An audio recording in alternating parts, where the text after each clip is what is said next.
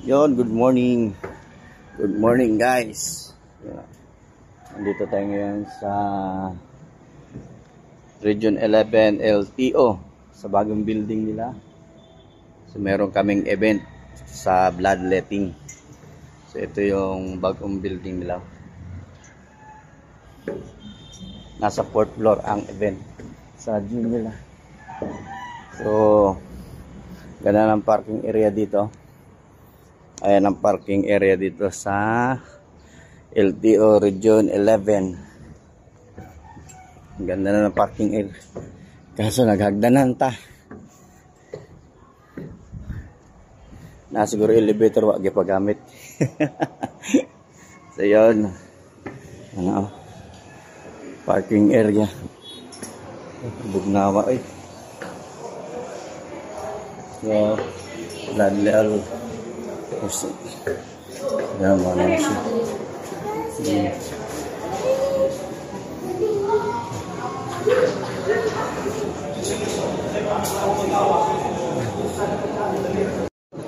Yung guys, nandito tayo ngayon sa bloodletting activity. So, sa Land Transportation Region 11. Ayan ang bloodletting dito. Magpakuha muna tayo ng dugo. Mag-donate tayo. Importante kasi rin na mag-donate tayo ng dugo para ma-refresh yung dugo natin. So ayan, nandito ang mga taga TEU, PCG. Ayan. Meron din tayo mga Task Force Davao. Okay. Ayan.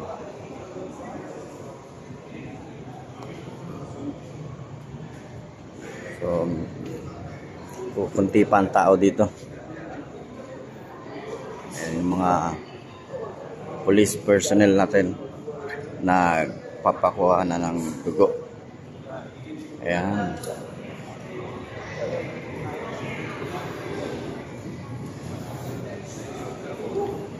Okay.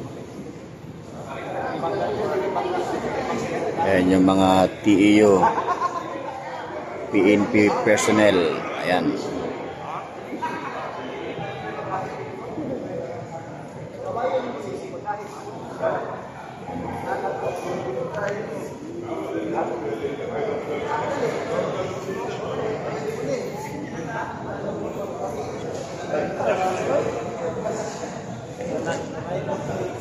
Ayan. Ayan, sir. There.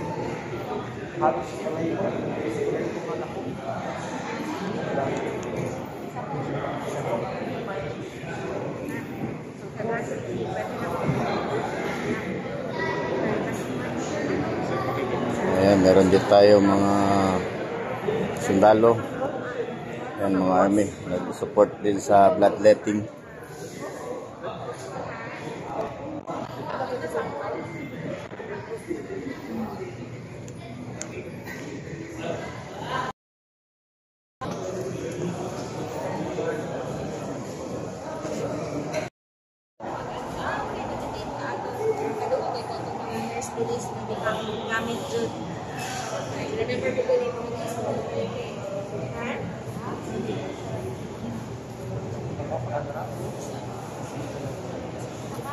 So ano siya na?